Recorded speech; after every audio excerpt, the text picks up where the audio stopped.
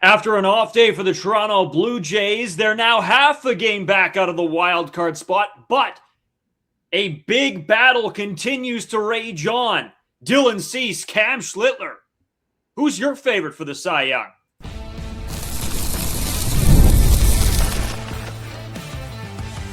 You are Locked On Blue Jays, your daily Toronto Blue Jays podcast. Part of the Locked On Podcast Network, your team every day. Welcome back to Locked On Blue Jays. We're part of the Locked On Podcast Network. Now, the #1 sports podcast network, your team every day. Today's episode brought to you by Kalshi. For a limited time, download the Kalshi app and use code LOCKEDON to get $10 when you trade 10. As always, I'm Brayden Owasco. He's Carter First. You can find us on Twitter, Brayden5Owasco. Carter First, too, is on our main Twitter account, at LockedOnJays. If you haven't hit the subscribe button yet, do that as well. Leave us your comments, thoughts, feelings down below. Carter, we got a lot to get into. As something that we were sort of teasing yesterday's video just because we wanted to talk about the Cy Young race. Dylan Cease, Cam Schlittler. It is a battle. We're going to talk about the schedule. We're going to talk about Vladdy and a full year of not doing something that should be done way more often. And of course, Carter, you said it on today's show on the side, the House of Horrors, and man, is it ever. We'll touch on all that on today's show. But Carter, let's kick things off.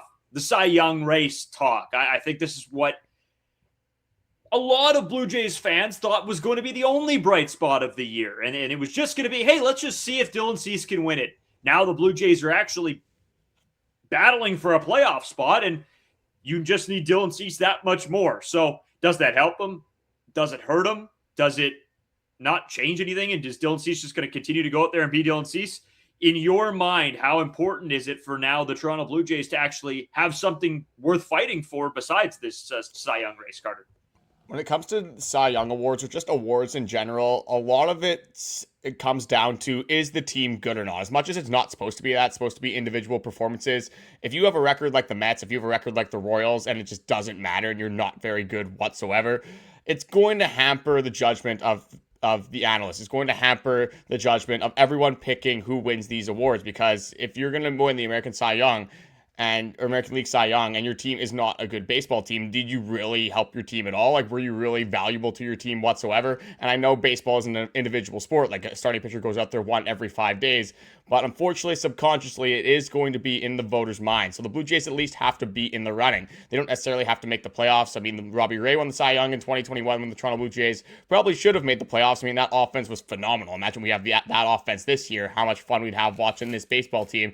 But you don't have to necessarily make the playoffs, but you have to be in the running. You have to at least tread water and be not horrible is the lamest way I could put it. So with the Cy Young race, it's really going to come down to the wire. Like, at this point, if it was Cam Schlittler, if it was Dylan Cease, you can make an argument for both sides. Of course, as a Blue Jays fan, with the Yankees being a divisional rival, I'm going to have a little bit more bias towards Dylan Cease. I really have a little bit more in the race now because it is two division rivals. But if the season ended today, you can make a viable argument for both of these guys to win the American League Cy Young. Like, I'm not going to come on this podcast and say that Cam Schlittler is not a good pitcher, because he is absolutely phenomenal, and we saw that over the weekend, dominating the Blue Jays lineup, getting soft contact, the strikeouts there as well. I wouldn't even say that was Cam Schlittler's best stuff, but there's a lot that goes into this. So I did a little bit of a thought experiment here. Again, this isn't going to be perfect because there's so many different things that can change throughout the season, depending on where they are in a playoff race, who their opponents are. They might want to rework their starting rotation. If there's off days, maybe they want to shorten their rotation to maximize who's going out there for the Yankees, for the Blue Jays. A bunch of different things could happen. So this is all tentative. I did my best to at least try to predict what the rest of the season schedule would look like for both Cam Schlittler and Dylan Cease, just to kind of see the competition that they would be facing down the stretch. So if it all goes according to plan, they both should make 7 more starts. Kind of crazy that there's only 7 more starts, 7 more times throughout a rotation, and then that will be your playoff picture. It will be set in stone. But I'll start with Cam Schlittler. This is if he pitches every 5th game. So again, this is tentative. It won't be perfect, but it should be relatively close. So he's going to have the Houston Astros, and I did this in terms of runs and OPS, so I gave you guys the rankings as well for each respective team. So he's got the Houston Astros, who are 9th in runs scored, 7th in OPS, Los Angeles Angels, who are one of the worst teams in baseball, so that's a little bit of an easier one. Runs toward 23rd, OPS, they are 28th.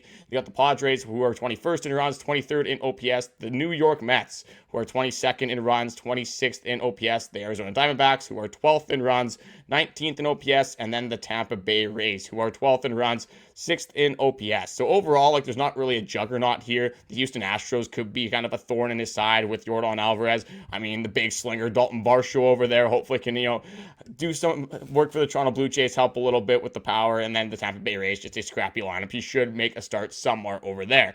So looking at Dylan Cease, pretty similar, debatably even easier, as we've talked a lot in this podcast. We're going to talk in the second segment about how light the schedule is in comparison to kind of how it has been over the last month or so. So Dylan Cease, for the rest of his schedule, he will make another start against the New York Yankees. So the Yankees have an opportunity to kind of cement that race for Cam Schlittler, but they are 19th in runs scored, 17th in OPS. At this point on Saturday, Cody Bellinger should be back. Aaron Judge still looking like he's going to be out of the lineup, so they will get a little bit better from the last time Dylan Cease faced this lineup, but overall he did have a lot of success. Seattle Mariners, the only team that is lower than the Toronto Blue Jays in terms of runs scored, because there's only one team lower than the Toronto Blue Jays in terms of runs scored, and that is a 30th ranked in runs scored. Obviously, last place in the league, 27th in OPS. The Cleveland Guardians, another team that does not have a very good offense. Common theme here, 28th in runs scored, 29th in OPS. The Athletics, who are probably going to be without Nick Kurtz, which is a huge plus for Dylan Cease and the Toronto Blue Jays. The Athletics, 20th in runs scored, 15th in OPS. The Detroit Tigers, better than I expected offensively. Runs scored, they were 11th. Same thing for OPS. The Texas Rangers, another team that does not have a very good offense. So runs, they were tied for 26th. OPS, they were 21st. And then they ended off with the Cincinnati Reds, who are 24th in runs scored and tied for 24th in OPS. So a lot of teams in the bottom third of offensive capabilities, not scoring runs, not slugging a whole lot, not driving in a ton of runners. So with Dylan Cease and all of his stuff, how disgusting he already is on the mound against good lineups, in lineups like the Atlanta Braves, who he has been phenomenal with against. Could be the Yankees, could be the Rays, could be the Astros. It doesn't really matter. The Boston Red Sox, Dylan Cease has gone out there and dominated that lineup. Now he's got starts against the Mariners, what's looking like the Guardians, the Rangers. Not only are those bad offenses, but those are also teams that are in front of the Toronto Blue Jays, or at least right near the Toronto Blue Jays in the playoff race. So if Dylan Cease needed any more incentive other than, trying to win his first ever Cy Young Award, this is a playoff push. The Toronto Blue Jays are right in the mix of things here. Dylan Cease is going to want to win games. Dylan Cease is going to want to pitch in the playoffs. That's why he signed with the Toronto Blue Jays. He just came off of a World Series appearance. He wants to make the playoffs. He wants to prove some of the doubters wrong that say that he cannot compete in a playoff scenario, that he cannot compete when the lights are the brightest. He wants a shot at it. So I think everyone within the rotation, including Dylan Cease right at the forefront of that, will kind of have a chip on his shoulder. We'll have a lot to play for down the stretch, whether it's individual-wise or team-wise. Oh, absolutely. I mean, you gave the rundown there, Carter, and just trying to pit these two players against each other, there is a very likely scenario here where both of these guys don't have that, blow-up game that may be the deciding factor. It might just be that these two guys both go out there and have great outings time in and time out, and which is going to make things a lot harder. Carter, they are so close in terms of most statistical categories that it's going to come down of who do the people voting on this think is just more effective. And, you talked earlier in the episode here already, Carter, that it's very hard for a pitcher to win if their team doesn't make the playoffs. I guess the only outlier to that has been Paul Skeens, who has been pitching on the Pirates and has had no help success at all. But he is undeniable. There was nobody close in the years that he won. And so that's a different story. When you're talking about two teams here that have had success and two players that are so close together in terms of statistics, it may be the turning point. Are either, hey, is your team now in the playoffs? Have you made enough of a difference to bring your team to the playoffs? Or number two, it might come down to a statistic that me and you absolutely hate and should not be a pitcher statistic, is wins and losses. And if that happens, Carter, Dylan Cease might end up on the wrong end of that stick, because wins and losses could be determined by, hey, does your team have any offense at all? Do they give you any kind of run support? Also, are you in a tie ball game at that point? Maybe your team's really good late in ball games, able to score runs late in ball games, but really have a tough time in those first few innings, which could hamper a starting pitcher's ability to win. Now, am I saying that this is absolutely wrong, that I hate the wins and losses statistic? Yeah, sort of. But in the same vein, Carter, if that's what it comes down to, because these guys are so close and Cam Schlittler ends up winning because of that, I hate to say it, I will sort of understand. And I think that that's brutal for Blue Jays fans to hear, and it's brutal for me to say. But hey, his team maybe did more to help him out than the Blue Jays. And so it's brutal, it's tough, but if these two guys are that close, it may come down to wins and losses. Yeah, you got to hope that the voters are smart enough to kind of look at it objectively, look at it within a magnifying glass, and actually look at the product on the field rather than the outside picture of the full team scope. Because one player cannot carry a team to a playoff position, especially one starting pitcher, because they're not playing every single game. They literally go out there and play the max of 20% of the games. So wins and losses, there's a lot more that goes into this. We know with Kevin Gausman pitching, we know with Chris Bassett, Jose Berrios, literally anyone that's pitched for the Toronto Blue Jays that didn't, will take away 2025, because that offense was obviously phenomenal. 2021, another offense that was phenomenal. But there's a lot of years in between there where you saw Kevin Gausman go out there and pitch 7 innings of 1 or 2 run ball and then either get a no decision or somehow a loss because the Toronto Blue Jays offense simply could not score, could not put their pitchers in a position where they could actually get the win on the scorecard. Again, those guys don't necessarily care about the wins and losses. They do in the terms of course, they're winning and losing. Like, they want their team to win, but in terms of their own individual stats, like, they just want to win more games than they lose as a collective. They obviously want to win when they're out there, but that's in totalities. They just want to win baseball games.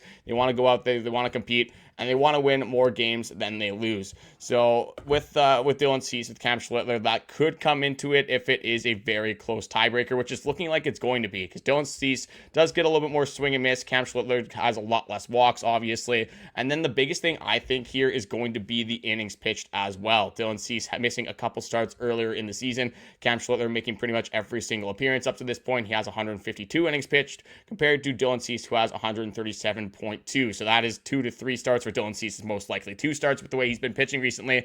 But those are 2 starts that unfortunately Dylan Cease is going to have a very tough time making up. Even if he goes 7 innings every outing, Cam Schlittler on the other side is probably going to go 6. So it depends what they're valuing here. If those 2 or so games of Cam Schlittler being phenomenal is enough to kind of just put him ahead in that tie-breaking scenario where everything is so close and the numbers are so close in terms of ERA, in terms of whip, in terms of like the strikeout rates, in terms of the strike minus walk rates. There's so many things that are so close here. Like the whiff percentage is one of the only things that Dylan Cease has a little bit of a grip on here. He has the FIP as well. I mean, Cam Schlittler has the ERA here. The game started. Cam Schlittler started 3 more games than Dylan Cease.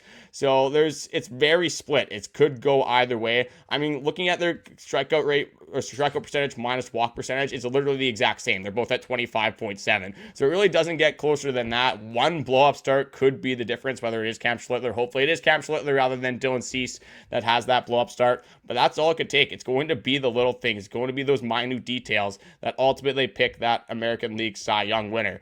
If you ask Dylan Cease, would he give away the Cy Young winner to Cam Schlittler if that means the Blue Jays make the playoffs? He'd probably tell you yes. He'd probably do that immediately because he'd rather, win the bigger award, the World Series, if that's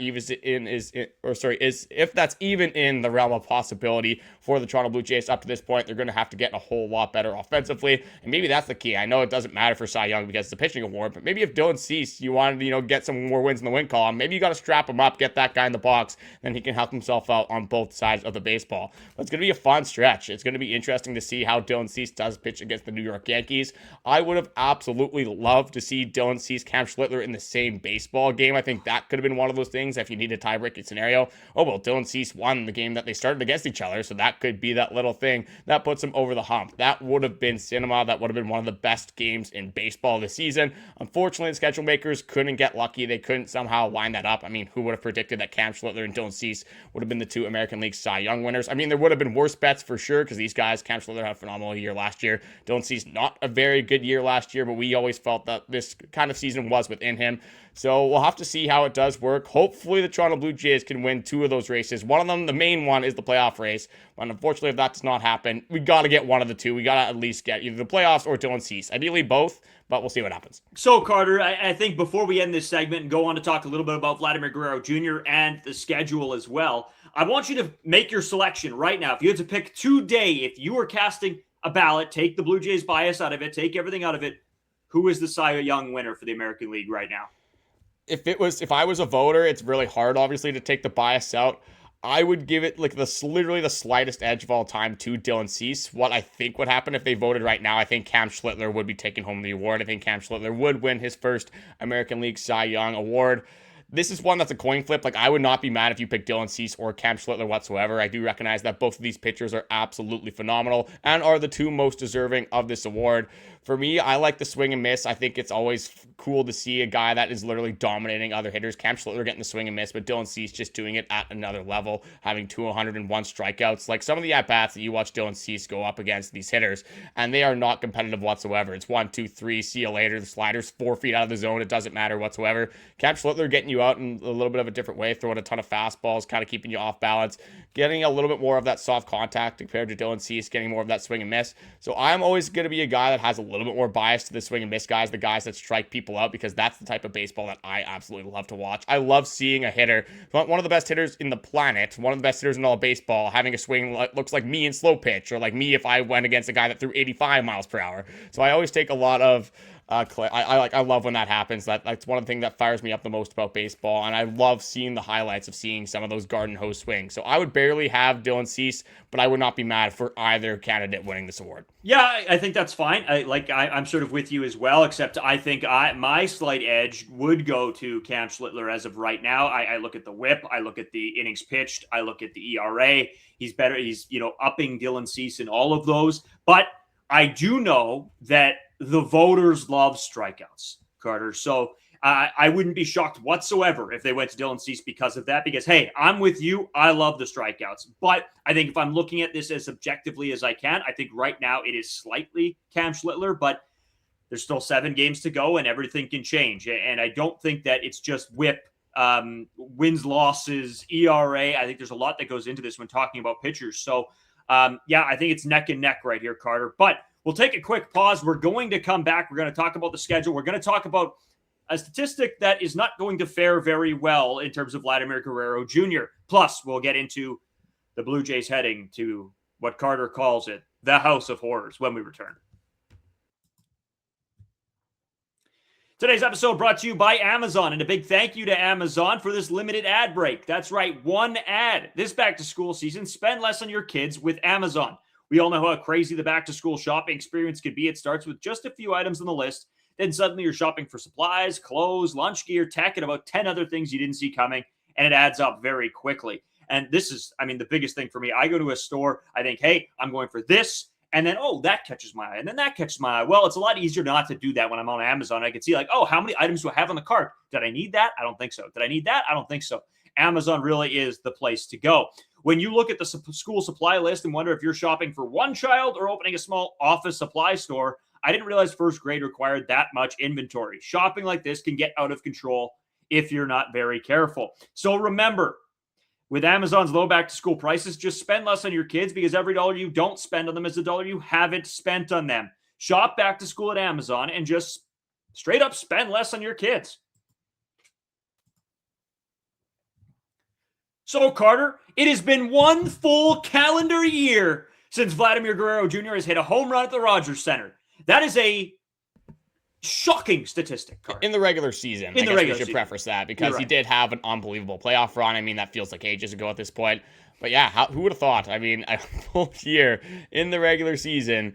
A lot of baseball games. I don't know if it's exactly 81. That would make sense, obviously, just in terms of there being 162 games. 81 of them are at home. But that's a lot of baseball games, no matter which way you look at it. Who would have thought we would have been here after the caliber of baseball Vladdy played in the World Series, the caliber of baseball he played in the World Baseball Classic? I would have had the biggest mortgage bet of all time. Good thing that, this is why you don't bet, on parlays, and you make bets that have a payout of, 0.07 or something like that, because in a situation where you don't think this is even a possibility, somehow it comes to true, somehow it goes through the grapevine, and here we are. You kept kind of kicking the can down the line, oh, he's going to hit a home run in June, one in July, maybe in August, maybe before the All-Star break, maybe before the trade deadline. No, now we're here. Not ideal whatsoever. I believe there's 6 more games at home in the month of August, and then you go into the month of September where you probably have 15 or so. You're really running out of time. We could go through a full season, a full 2026, where Vladimir Guerrero Jr. does not have a home run at the Rogers Center.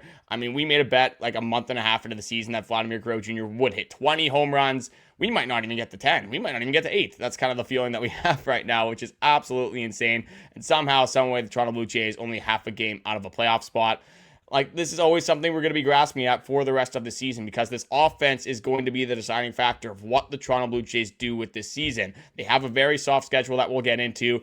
It's Kazuma Okamoto struggling. It's George Springer, who looks like he's hurt. It looks like his shoulder, his toe, his calf, his hip, like pretty much everything at this point looks like it's hurting George Springer. But it's pretty much everyone on the team other than Charles McAdoo. Brett Bateman's been doing his job, and then Alejandro Kirk. Other than that, we need a ton of guys to step up. And it's been a big what if this entirety of the season. What if Vladimir Guerrero Jr. can figure it out? And that's not even him having like an 1,000 OPS. That's not him hitting 10 home runs the rest of the season. That's him having like an 800 OPS, hitting singles, having the odd clutch at bat here and there, maybe the odd extra base hit. It really all is going to go down to Vladimir Guerrero Jr. And I know having a concussion is never a good thing. Like, you don't want to get your bell rang where you have no idea where you are your days. Vladdy running the bases. Like, as soon as he was going to home, you knew that he was probably going to have at least concussion symptoms go in concussion protocol. But in the back of your head, you got to think maybe this could be a blessing in disguise. Obviously not the injury, but in terms of Vladdy just taking a little bit of time away from baseball. And when you have a concussion, you're literally supposed to do nothing. Like, you're not supposed to do any physical activity. You're not supposed to look at bright lights. He might just be staring at the wall, and that might be the best thing for Vladimir Guerrero Jr. over a week span. Rest the hamstring, rest the lower back. Don't even think about anything. No baseball, nothing. Just sit there and just try to get all of the negative thoughts out of your head. Think of it almost as a new season. Hopefully, when we need Vladimir Guerrero Jr. the most down the stretch in the last 30 or so games, he can come in and hopefully make a little bit of a difference. Yeah, see, Carter, when you got to make the right call in terms of head injuries, right? You got to be at home. Shut the lights, do all that stuff. We handled your concussion, probably the worst potentially thing we could have done. We took Carter, we're like, oh, this guy was just concussed. Let's take him to a hockey game in the arena with flashing lights. And I looked over at you, dude, and you had no shot. I'm like, yeah, this was a terrible idea on our behalf. The only thing that could have been worse is if you took me to a rave. I might as well have just been at a rave, the strobe lights, the full disco ball, everything, and just stare at it like I'm hypnotized. But yeah, that was one where I probably shouldn't have went to the game. Was pretty certain I had a concussion, but I'm like, oh, well, I already got Jets tickets. I might as well go to this game. I don't want to miss it. My night already sucked enough. My head hurts a lot.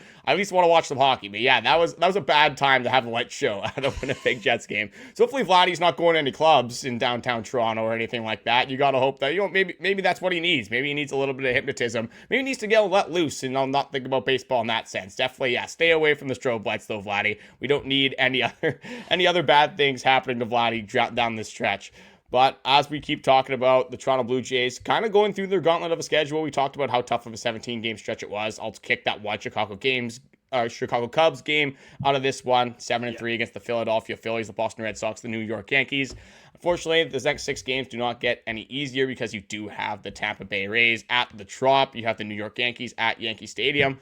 But then looking after that, looking at what the Toronto Blue Jays have, it's a pretty favorable schedule down the stretch. 6 games against the Kansas City Royals, 6 games against the Baltimore Orioles, who are in direct competition with you for that last wild card, 3 games against the Mariners, 3 games against the Guardians, 3 games against the Athletics, 3 against the Tigers, 3 against the Rangers, and 3 against the Cincinnati Reds. Those are all teams that are below 500. I get it, the Toronto Blue Jays are also a team below 500, but this is literally the best case scenario. They control their own destiny. They play pretty much everyone that is in the wild card race with them, really, other than the Minnesota Twins. Unfortunately, they do not have the tiebreaker 4, so that is going to be one massive difference this year compared to last year, is that a lot of these tiebreakers are not looking like they're in the Toronto Blue Jays' favor, so they are going to have to win outright. They're going to have another win than a lot of these different teams in the standings.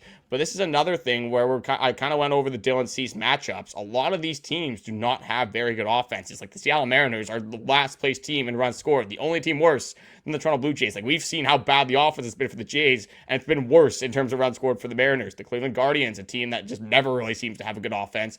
That's one that if you have your good, even if you don't have your good pitchers, even if you have Max Scherzer, you're going to be a lot more confident in Max Scherzer going out there against the Guardians compared to a team like the Tampa Bay Rays, who are going to be very scrappy. The Royals are one of the worst teams in baseball right now. There is a lot of advantages that the Toronto Blue Jays have here. There are a lot of ways that they can get back into the mix. They're 7-3 against 3 playoff teams. If you can't at least keep your head above water, you can't control your own destiny and take care of business against the teams that are, they seem like they're worse than you, but you really got to prove to the fans, you got to prove it to your own organization, you got to prove to your own clubhouse that you deserve to be in the playoffs. If you can't beat these teams, you clearly don't deserve to be there. Yeah, Carter, and as we look through some of these teams, a lot of these teams sold at the deadline as well. The Toronto Blue Jays did, but it wasn't as an aggressive of a sell-off. Like the Orioles got rid of Adley Rutschman to the Boston Red Sox. Like they're hurting there now. And there's a few other teams where you look down this list that they sold. The Detroit Tigers don't have Skubal. Like there is a lot going on within the bigger scope of everything, right? We could say that, well, we played this team earlier in the season and it didn't go very well. Well, they're not the same team. The Blue Jays aren't the same team. So you can't take away as much as you necessarily want to. I go back to the same thing that me and you talk about quite a bit, Carter, is what have you done for me lately? And the Toronto Blue Jays, what they've done for me lately is proved to me that they are a better baseball team than what we're shown through the first 100 games. Now, what have these other teams shown me, Carter? Well, not as much. As I look at the wild card, Carter, and just the teams that are fighting with the Blue Jays, the Orioles 5-5 in their last 10. The Rangers 4-6 in theirs. The Tigers 5-5. The Twins 4-6. The Guardians 3-7. The Mariners 3-7. The Kansas City Royals 4-6. The Blue Jays are the only team above 500 in their last 10 games. And if that doesn't tell you at least something, I don't know what else will. So we are in a good spot here to end the season if the Toronto Blue Jays can continue their winning ways. Now, again, we don't need to go 6 games left. We don't have to go 4-2 in our next 3 or next 6. But if we can go 3-3, keep this, ship steady here, then you should be able to have some success after that. So yeah, it's going to be super interesting, Carter. But I think we got to touch on the House of Horrors because that's really could be scary and a little bit terrifying for Blue Jays fans. So we'll take a quick pause. We'll come back and we're going to chat more about that right after this. Today's episode brought to you by Kalshi. You guys know I talk about Kalshi all the time because I really enjoy using this. It's sort of different. It's not the usual betting site or something like that. It's a little different. I'll tell you about it. Make baseball season more this year on Kalshi, America's #1 prediction market platform. You can trade on every single game. On Kalshi, you're trading against peers in a live market, meaning there's no house. That's what I love. Sign me up immediately because, if you go to a casino or other betting sites and stuff like that, there's the house and the house always wins. That's what they say. Well, on Kalshi, there is no house. And as the probability changes, you can buy in and out of your position. Download the Kalshi app and use code LOCKEDON to get 10 when you trade 10. I took a look at the Blue Jays line, paying about 195, 197. So if you put in 100, there you go. That's a pretty solid return. Again, download the Kalshi app, use code LOCKEDON to get 10 when you trade 10. KALSHI, Kalshi, trade on anything. 18 plus only. Restrictions and eligibility requirements apply. Event contract trading involves risk and may not be suitable for all investors. Kalshi products are not available in all jurisdictions. Prices, values, and available markets may differ from those mentioned. For more information, see kalshi.com/regulatory. So, Carters, we continue on the Blue Jays heading to the Trop. I'm terrified. I'll be straight up with you. The Blue Jays are playing better baseball, but it is the Tampa Bay Rays. It is at the Trop. Now, not the same Trop, I will say that. From the ballpark I went to a few years ago, it does look a bit better, Carter, than it looked like a hole in the ground when I was there. That is a disgusting ballpark. And since the disaster that happened there, it looks better renovated. Well, I was going to say there was a hole in the ground and then there was a hole in the roof a little bit later on after that you were done there. But luckily for the Tampa Bay Rays, they are back at the Trop. Not for the Blue Jays, but I mean, it's just better when they're playing at a major league park. They don't have even more of the Devil Ray magic that they normally have at Tropicana. But this is going to be a big series of the Blue Jays, especially against a team that they literally have no success against whatsoever. We talked about the Blue Jays' success against the Boston Red Sox and how cool it was to kind of own an organization, at least for the last couple of seasons. The Tampa Bay Rays have owned the Toronto Blue Jays since 2014. It has not been good whatsoever for an extended period of time, especially when the Blue Jays are on the road. So we talked about keeping your head above water. Luckily, the Toronto Blue Jays 10-6 in August, 7-3 over these last few games against the Philadelphia Phillies, the Boston Red Sox. I guess it was 7-4 technically because they did it would be 7-3. I had that right for sure because one against the Phillies, one against the Red Sox, one against the Yankees. I'm used to them losing more games, I guess, up to this point than they have been recently.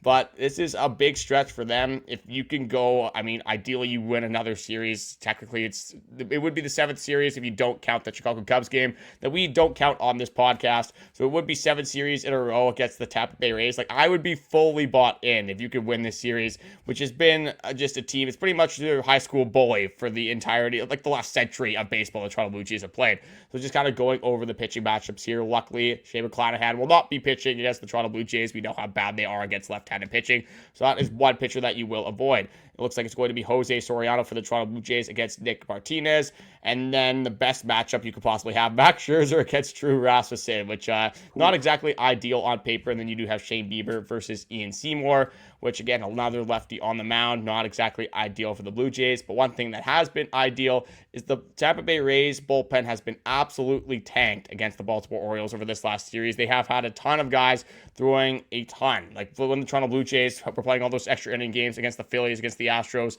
kind of in that little stretch of baseball where they had no off days and they were just playing all the baseball in the world. The Tampa Bay Rays, not as much playing in the extra innings, but they have used their bullpen a ton. Their arms are about to fall off, and that is a perfect time for the Toronto Blue Jays to roll into town. The biggest question for the rest of the season for every single series is going to be, what can the offense do? What can the offense produce in every single game, no matter which pitcher is on the mound? And I just want to play a quick game with you here. Won't take too long. Sure. I went over the last 30 games. There are 3 players on the Toronto Blue Jays that have a 100 weighted runs created plus or higher. Somehow throughout this stretch where they've went 10-6 in August, their offense has really not been much better. So I'll throw it over to you. In the last 30 games of baseball, who are the 3 players on the Toronto Blue Jays that have a 100 weighted runs created plus or higher? Alejandro Kirk. That is one. In the last 30 games, would you count Charles McAdoo? How does that work? Charles McAdoo's in, yeah. Charles McAdoo is one of them. And Brett Bateman. Brett Bateman, not there, unfortunately, because just not really a lot of the power there. It's sure, I guess contact ability, but not really hitting the slug that we're looking for this one. Would George Springer potentially still? George Springer at 100 is the third player on the Toronto Blue Jays. Did start very hot right after the All-Star break. Unfortunately, in the last 2 weeks, has really fallen off the face of the earth. I think a lot of that is due to injuries, but at this point, you can't really make excuses for what the offense has been doing. But you have those 3 players. And just looking at the weighted runs created plus, Charles McAdoo, again, very small sample size, like there's 7 games in here, but 181 weighted runs created plus, absolutely insane. Alejandro Kirk has been phenomenal. I brought that up on the last podcast of 149 weighted runs created plus over that time. And then George Springer right at 100. Brett Bateman, that one is at 87. So again, having those productive at-bats, having those quality at-bats, but not a guy that has a big power profile. Like the advanced analytics are never going to look good for Brett Bateman because he just doesn't really hit the ball that hard, which can still be viable at the major league level. Like we've seen Chandler Simpson have a ton of success. Luis Arias, again, doing it at a way higher level than Brett Bateman. I don't want to say that those 2 are the exact same player, but you don't need to hammer the ball at 110 miles per hour, 115 miles per hour to have success in Major League Baseball. Does it help? Absolutely. Does it increase your upside? Absolutely. But you can definitely find a spot for Brett Bateman within this lineup if he's going to play defense the way he does, if he's going to run the bases the way he does, and then obviously have the contact ability, and then just that small ball approach that the Toronto Blue Jays have seemed to love over the last little bit here, whether it's Miles Straw, whether it's, the Ben Revere, if we're going to go back a little bit farther. They usually like to have some guy that's a little bit more gadgety somewhere in their lineup. Maybe Bradley Zimmer, that's another good name that we could bring up on this podcast. But pretty scared for this one, even with the Toronto Blue Jays playing a little bit better at baseball. But like I just said, it comes down to the offense. What can the offense do against a starting rotation that has been very good for the Tampa Bay Rays? Just an organization that always seems to pitch well and finds diamonds in the rough, whether that is for their starting rotation or their bullpen as well. I mean, Brian Baker, that trade seemed like a little bit of a nothing burger. You saw some upside there from the Orioles, and then look at this. He has really developed into a very good closing pitcher for that team. Who would have thought the Tampa Bay Rays finding the diamonds in the rough, finding those talents, those unique talents that aren't necessarily playing their peak of baseball. They go to the Tampa Bay Rays, they go to the Trop, and they figure it all out. And then they go against the Toronto Blue Jays, and they pitch 7 scoreless innings, and then we absolutely hate our lives every single time. Hopefully the narrative can change. I would love 2 out of 3. I mean, I'd be okay with 1 out of 3. If you can beat the Tampa Bay Rays in 1 game, I'd love it for it to be 2, but I have a lot more faith in the New York Yankees series. You get Cam Schlittler, Will Warren will be pitching instead of Garrett Cole, so you have a little bit better of a pitching matchup on paper. Of course, Cody Bellinger is back, but we'll get more into that Yankee series when it comes around.